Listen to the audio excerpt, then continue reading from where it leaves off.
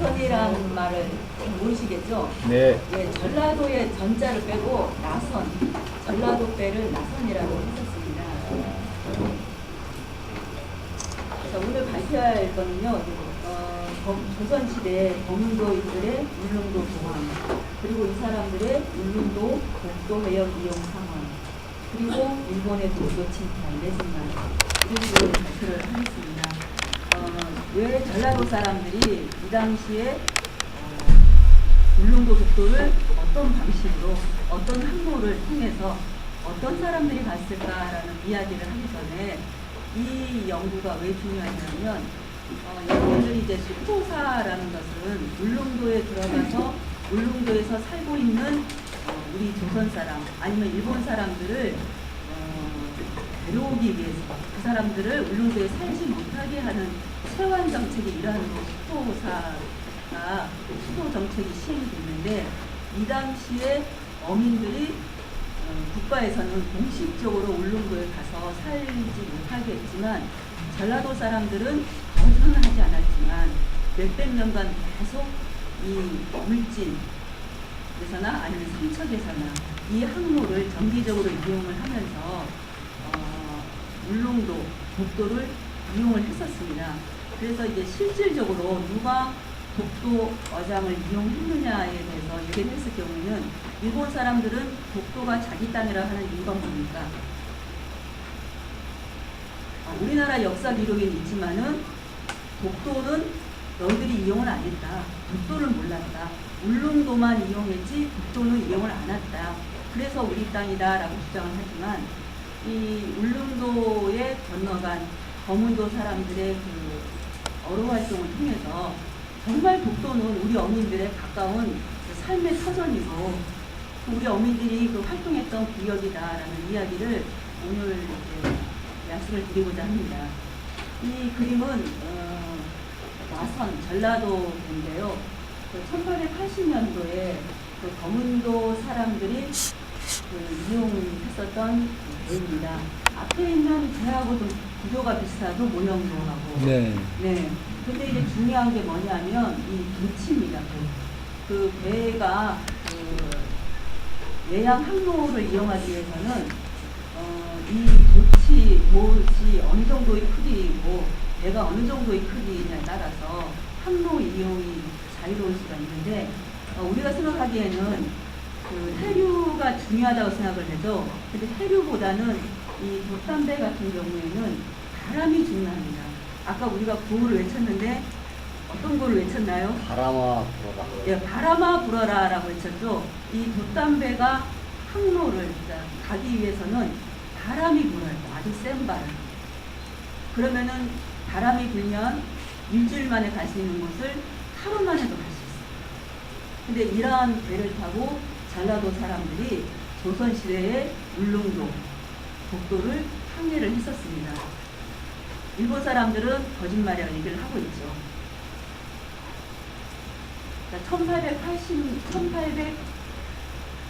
1800년대 후반이죠. 20세기 전에 촬영된 독도에 온 거문도 사람들입니다.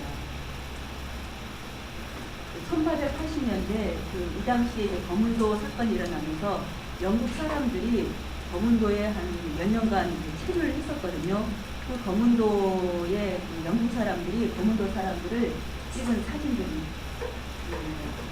잘생겼다. 가운데 서양 사람들 보이죠? 네. 예.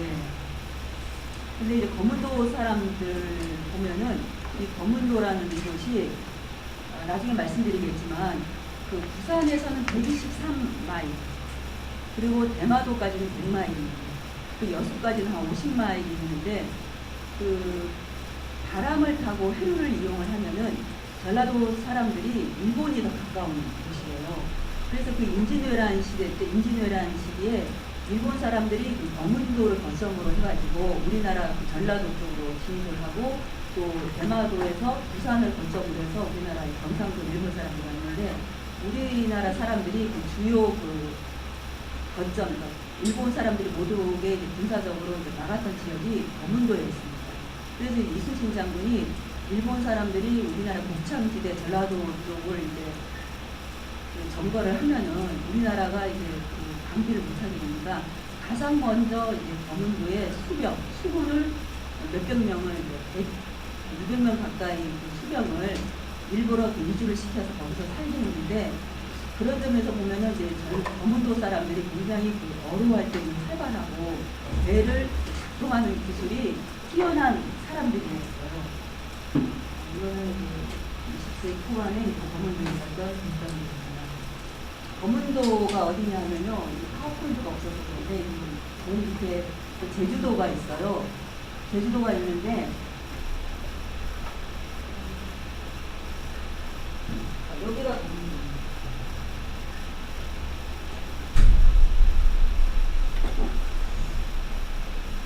가까이서 보면은 거문도라는 곳은 세계의 섬으로 이루어졌습니다. 거문도는 지금 고도라는 곳이 거문도 중심지예요. 그러니까 우리가 이제 거문도에 놀러 간다 이러면은 그 거문도의 중심지가 고도에 있습니다.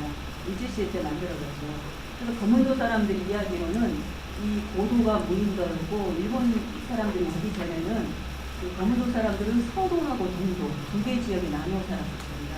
그래서 풍수 지리서에 의하면은 그 고도에 사람이 살기 시작하면은 거문도가 망한다, 이런 이야기가 계속 내려왔다고 합니다. 근데 일본 사람들이 그 거문도에 그 어촌을 형성을 하면서 거문도에 이제 살았는데, 이 사람들이 살기 시작한 곳은 이 고도, 이 지역입니다. 그래서 우리가 이제 거문도 행정지역이 전부 이제 고도에 있죠. 근데 이제 그 우리가 지금 오늘 이야기, 제가 하고 싶은 이야기는 그 서도리에 살았던 사람들인데, 그 장사지토라고 있습니다. 이곳입니다. 이 지역 사람들이 그 울릉도 독도를 1700년도에 다니기 시작을 했는데, 이곳이 거문도에서 말하면 중심지였습니다. 자, 그러면은 거문도 사람들이 어떤 항로를 걸쳐가지고 이제 울릉도로 갔을까? 우리 생각에는 거문도 사람들이 그 내륙 연안 섬이 아니라 연안 이렇게 돌면서 울릉도 갔다고 생각을 하시겠지만, 이 거문도라는 곳은 이제 큰 지도에서 보시면 제주도, 거문도, 거문도를 빼면 우리나라의 최남단에 있습니다. 거문도.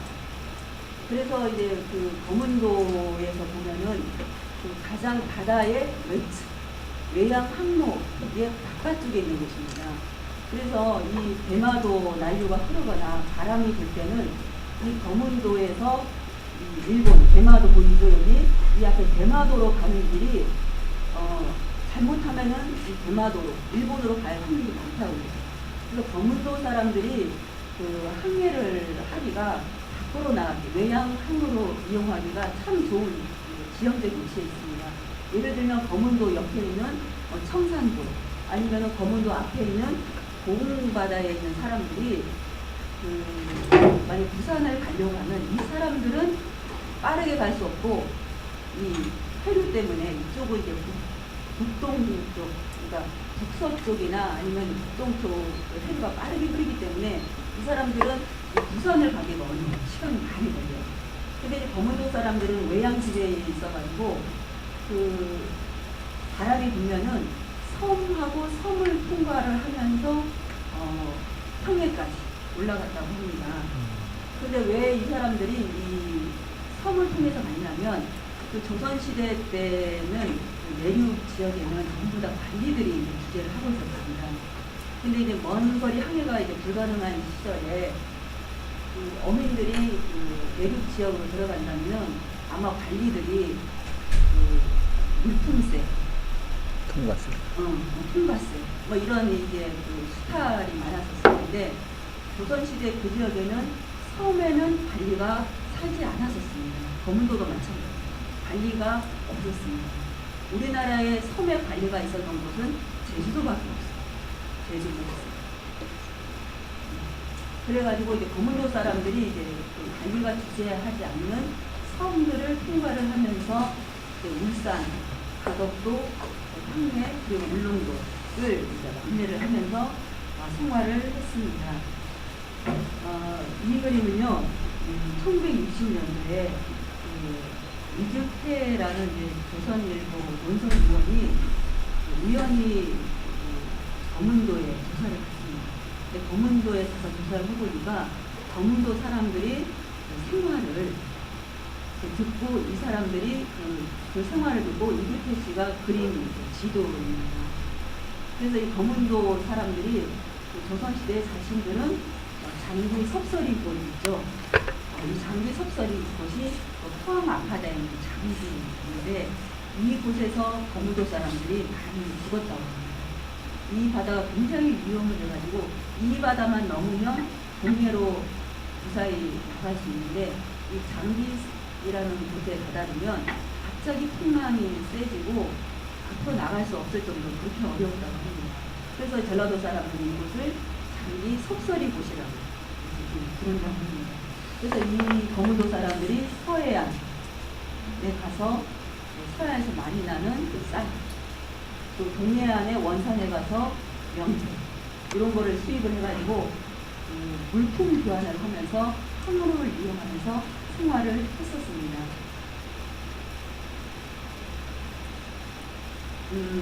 1787년에 그 서양의 프랑스선이 라페루즈라는 그 함대가 있는데 이 사람들이 울릉도를 지나면서 울릉도 섬을 다줄렛이라는 서양식 이름으로 붙였습니다. 독도를 서양식 이름으로 뭔지 아십니까? 리앙푸르. 서양 사람들은 이 당시부터 식민지가 기록지 시대가 되면서 모르는 자신들이 모르는 섬에는 이름을 붙였어요. 그래서 이 라페루즈 함대도 울릉도를 지나가다가 이건 우리 지도에 없는 거네. 다줄렛 섬이라고 붙였어요. 그래서 그 세계 지도에서 보면 울릉도가 다줄렛이라고 명명이 있습니다. 근데 그때 이제 라페루즈 함대가 울릉도를 지나다가 배를 만드는 사람들을 봤습니다. 그래서 그 배를 만드는 사람들을 봤는데 그 사람들의 그 활동을 기록한 이야기인데요. 빨간색 줄만 읽어볼게요. 1787년에 5월 28일에 울릉도를 지났는데 울릉도 섬에서 얼마 떨어지지 않는 육지사는 목수들이 울릉도에 와서 배를 만들고 있다라는 그 기록입니다. 그래서 그 울릉도에는 상륙할 수 없었지만은 이 사람들이 그 여름 동안 배를 건조한 뒤에 육지에 가다가 파는 것으로 보였다라는 기록을 하고 있습니다. 그래서 이 1787년 수도 정책이 실시되는 이 당시에 울릉도에는 배를 만드는 사람들이 있었다고 서양 기록에 기록이 있습니다.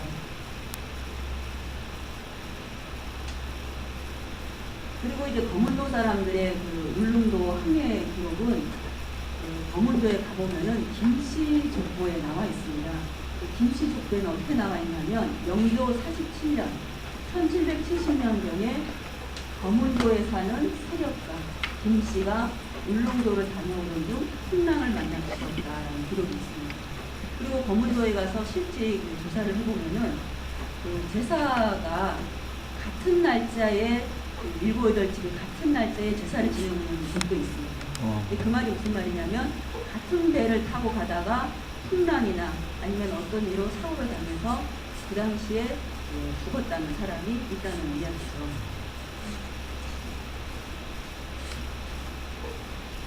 자, 그리고 또 한 가지 기록이 1882년에 울릉도 배척의 명을 받고 울릉도를 조사하러 간 이규원이라는 사람이 있습니다. 근데 이규원 감찰 기록을 보면 그 울릉도에 가서 보면은 한 사람도 없어야 되지 않겠습니까? 세안 정책이 계속 유지가 됐다는 거. 근데 그 관리가 들어가서 보니까 140명이나 거기서 살고 있었어요. 근데 140명 조사해 보니까 뭐 10년 전에 들어와가지고 약초를 캐고 있는 사람, 뭐 그런 사람도 있었고, 또 뭐 대나무를 캐고 있는 사람도 있고 여러 가지 사람들이 있었습니다. 근데 140명 중에 115명이 전라도 출신이었습니다. 115명이 중에 거문도 출신은 9494명이었습니다. 그래서 이 140명 중에서 115명이면 거의 한 70%가 전라도 사람들에 의해서 울릉도 어장이 개발이 되고 있었다는 것을 알 수 있습니다. 전라도 사람들의 그 울릉도 어업 활동은 이 기록은 이규원 검찰일기에 나와 있는 기록입니다. 여러분들이 많이 피곤하고 지금 거의 반 이상이 졸고 있네요. 안 졸아요. 할게요. 안 졸아요. 자, 장작지포라는 이곳은 검은도에 아까 서도리에 있는 마을 이름 장작지포하고 똑같습니다. 똑같은 이제 그 검은도 서도리에 있는 장작지포하고 이 장작지포는 울릉도에 있는 장작지포입니다. 이규원 검찰사가 장작지포라는 이제 이름이 있는 곳 가보니까 전라도 검은도 사람들이 적졸 13명을 데리고 와서 미역을 따고 있었다. 그리고 또 전라도 사람들이 배를 만들고 있었다는 기록을 해놓았습니다. 또 1886년에 그 일본 정부가 만든 한영수로지라는 기록이 있는데요. 이 기록에서 보면 조선인들이 이 섬에 건너와 조선식 배를 만들고 이를 동북으로 보내어 다량의 대추, 전복이죠. 채집하여 햇빛에 말린다라고 기록을 해놨습니다.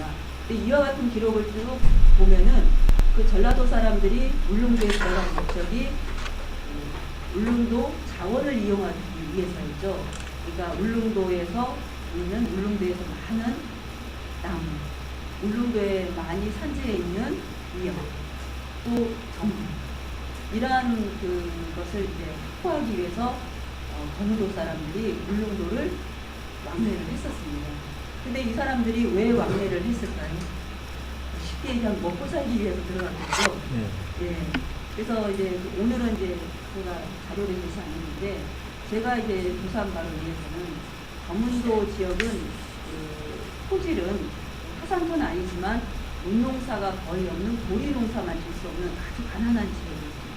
근데 가난한 지역에 비해서 다른 지역, 그러니까 울릉도 아니 검은도 바로 옆에 있는 여러 개의 많은 섬들이 있지만 그 섬들과 비교해 보니까 검은도는 그 다른 지역에 비해서 세금이 몇 배나 더 많아요. 몇 배나 더 많아가지고 그 세금이 엄청나게 많아요. 그래서 그 세금 종목을 보니까 여러 가지 잡세로 부과가 되어 있어요. 그래서 뭐 포도를 이용하니까 포도세, 또 뭐 어선이 많다 해서 어선세, 뭐 이런 세금이 잡세에 포함되는 그 세금이 많았었어요. 근데 검은도 이외의 지역은 뭐 미역세, 뭐 소금세 이런 식의 이제 그 생산 활동에서 거둬들인 세금이 중요했는데 검은도만큼은 배를 이용을 하기 때문에 어선세하고 포구를 이용하는 포구세가 많았습니다. 자, 이 기록은 1962년에 3월 19일자인 민국일보라는 곳에 기록된 내용입니다. 김윤삼, 검은도 출신 김윤삼 할아버지인데요. 이 할아버지가 인터뷰한 기사인데 이 할아버지가 본인이 20살 때 1895년에 독도에 가서 어로 활동을 했다라는 것을 지금 이야기를 하고 있습니다.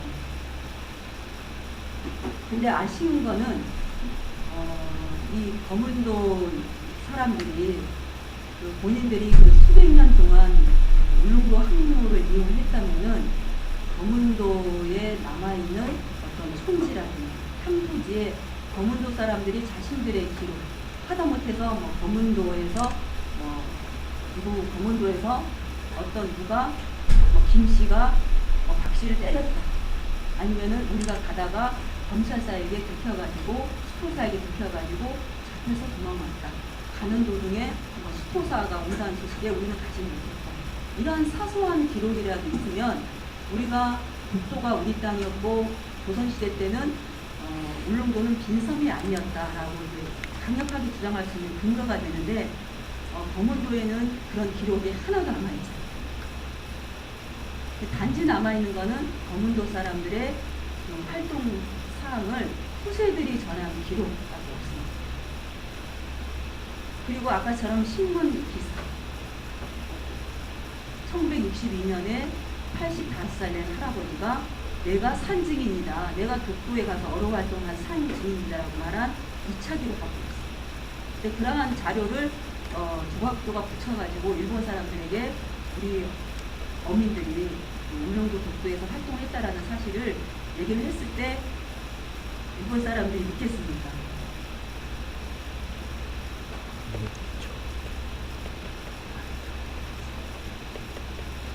이분이 김윤산 씨의 이 기록이 2년 전에 KBS 역사 스페셜에 나왔던 이야기인데요. 이 후손들이 지금 거문도에 살고 있습니다. 그리고 이분의 장소는 지금 부산에 살고 있는데요.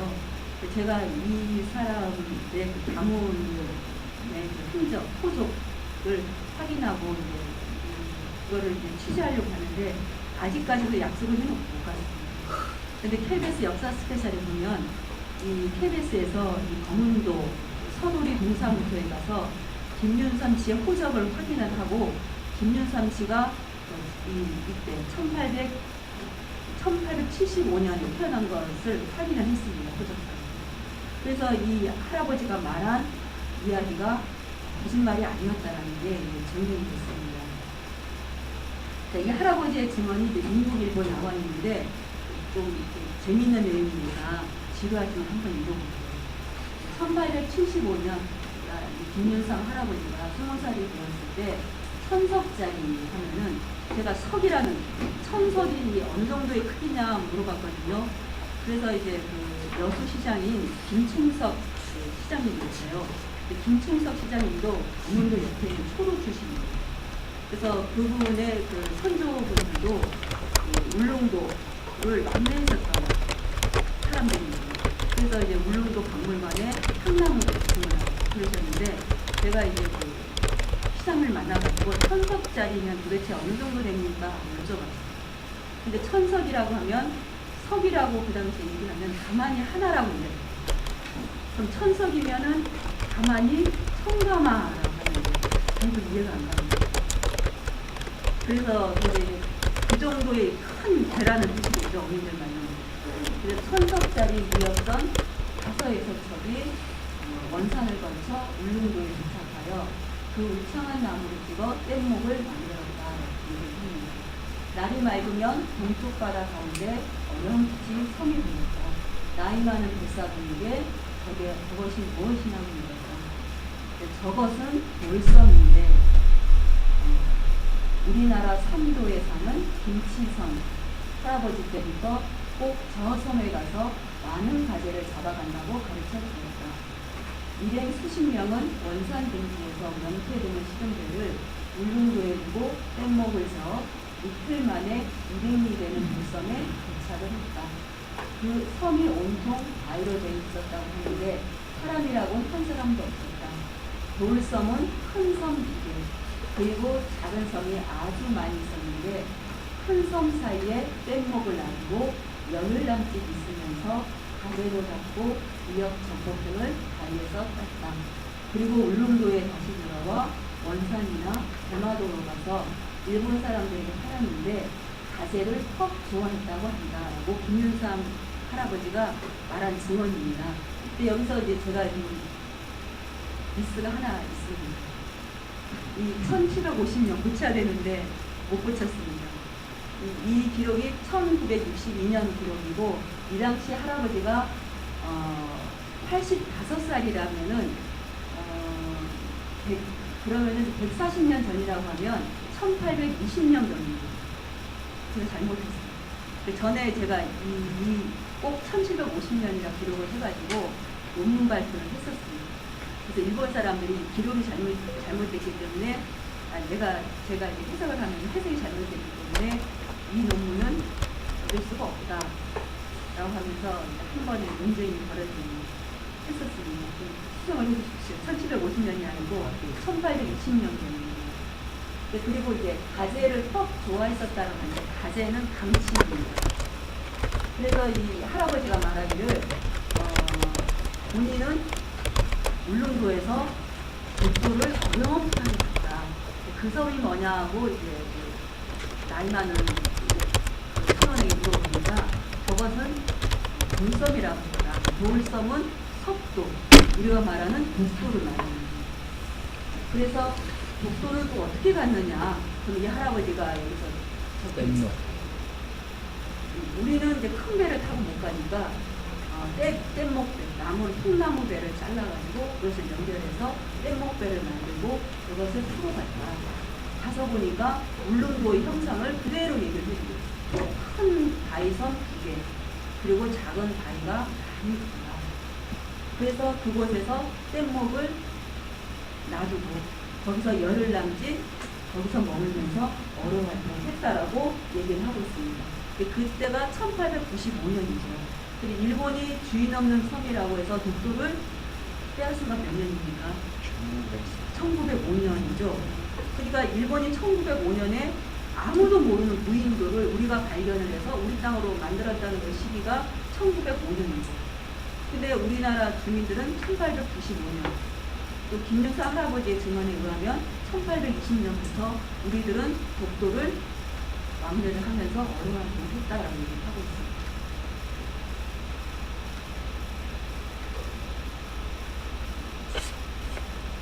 자, 그리고 또 이제 그 독도에 간 사람들이 또 하나의 증언이 뭐냐면은 그 거문도 사람들은 이제 조선시대 때 울릉도에 간 이유가 배를 건조하기 위해서 들어갔습니다.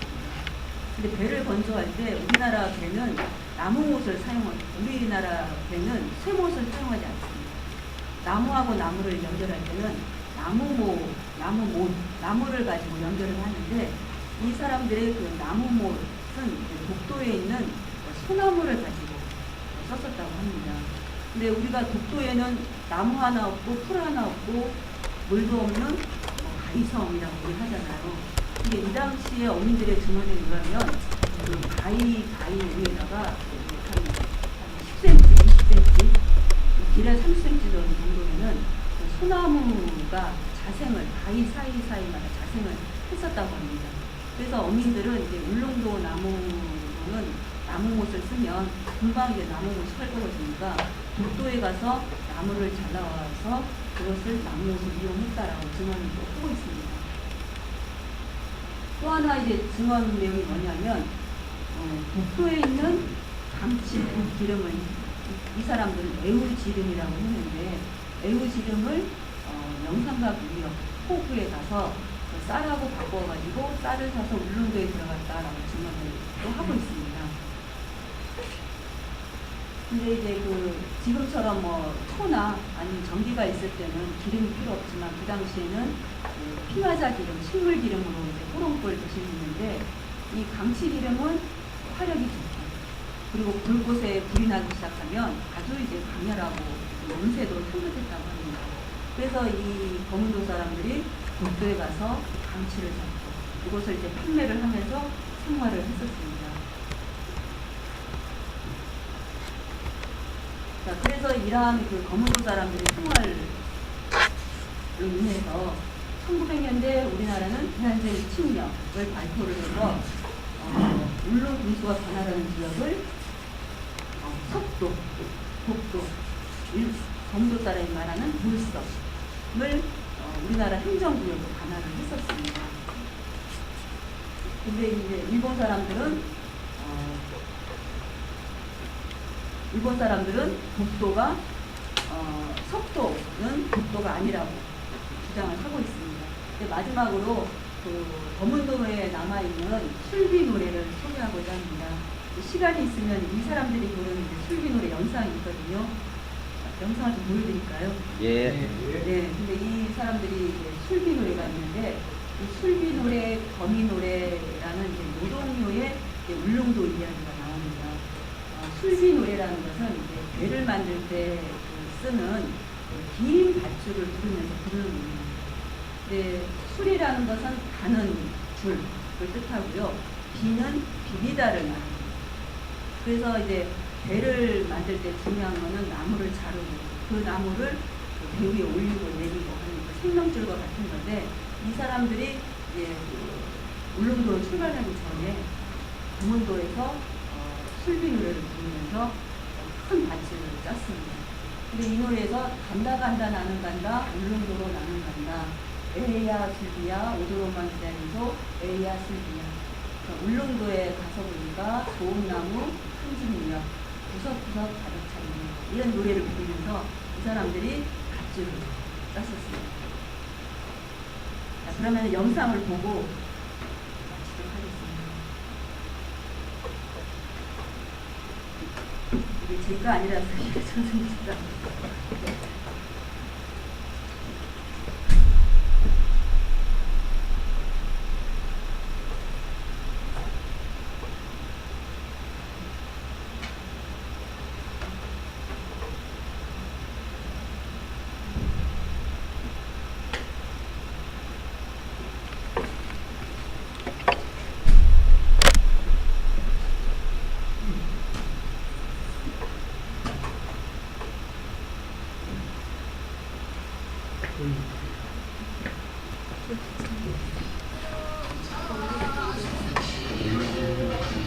소리가 장작 길거리입니다.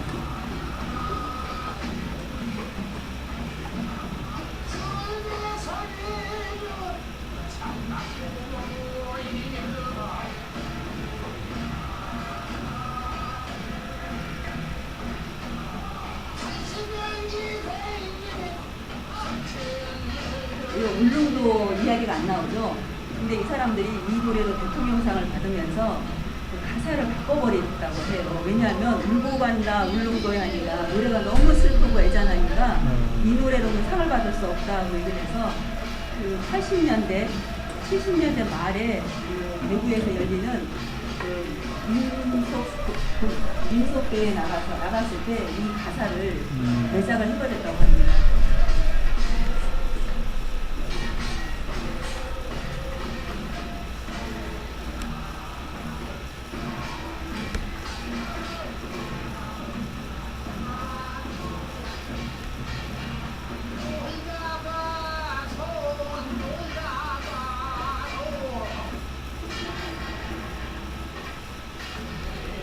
감사합니다. 마치도록 하겠습니다.